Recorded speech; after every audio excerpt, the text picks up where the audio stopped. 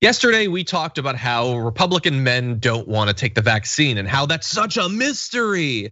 Why don't they have faith in it? And we revealed that Tucker Carlson spent the past couple of months trying to convince them that there's nothing more patriotic than having an issue with the vaccine that Tucker Carlson almost certainly is going to take if he hasn't already had it, because he doesn't want to die from COVID. He's just ambivalent about whether it matters whether his viewers actually die from it.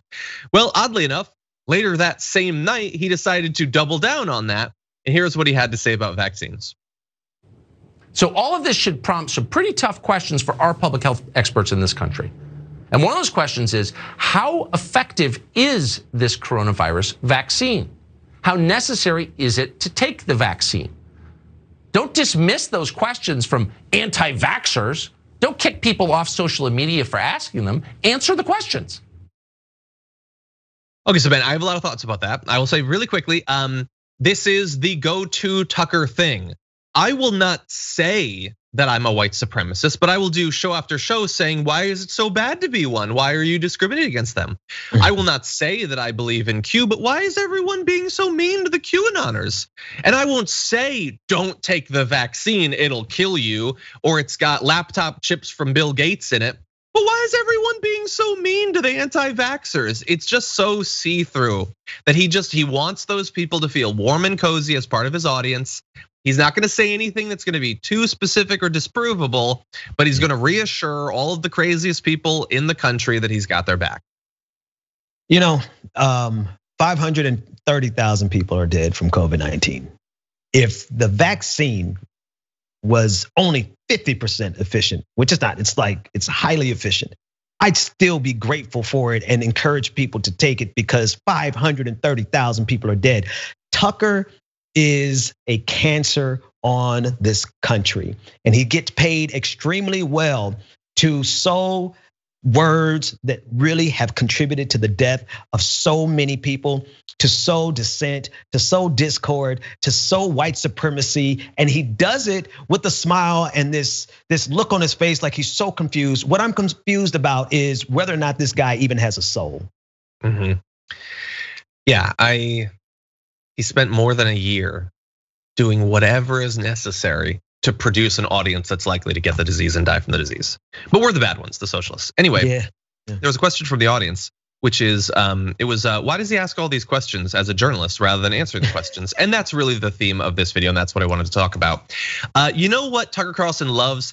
Asking dumb questions that we already have answers to, because he knows what the audience loves, which is we're just asking questions, as if they're interested in the information. Right. In the same way that the QAnon people say that they love doing research and yet never actually learn anything. It's weird how that works out. So here's the thing about Tucker Carlson and his show. He is not just a regular person, of whom I would be critical too, that they don't just Google things rather than asking dumb semi-rhetorical questions.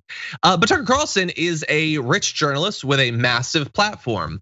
He's got a huge production team and probably multiple bookers working for him.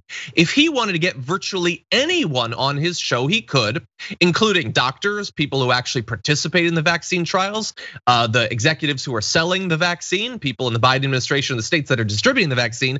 He could get all of them. And yet you'll note that he hasn't. Why is that? To ask a Tucker Carlson sort of question. He could do it, but why isn't he? Interesting. He didn't do that. He asks, how effective is it? Well, that information is freely available.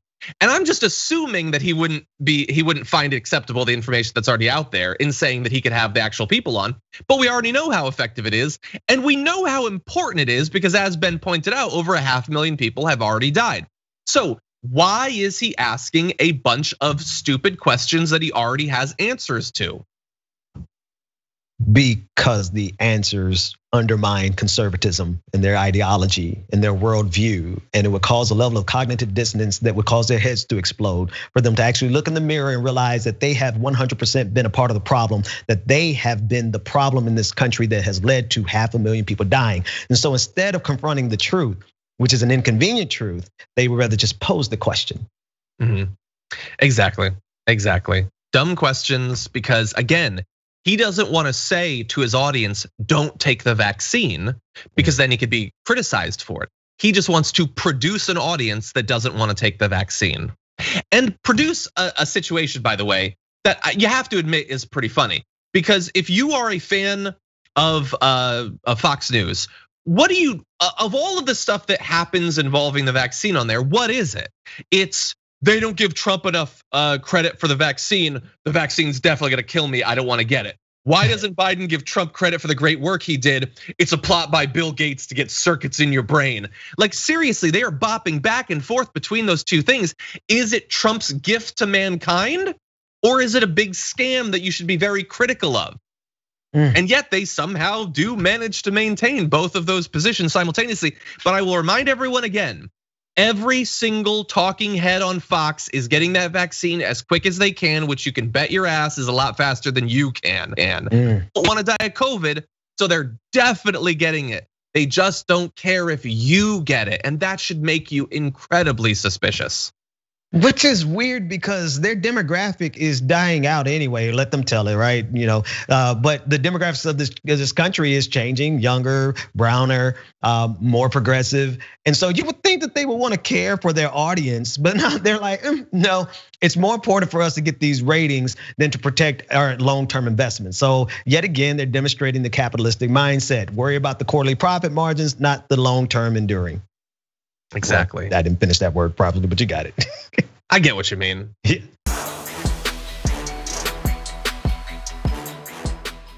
For more political news breakdowns, interviews, stories of activism, and me trying my hardest to care about the occasional big celebrity news story, subscribe to our YouTube channel at youtube.com/The Damage Report. And you can ring the bell wherever it is so you don't miss anything.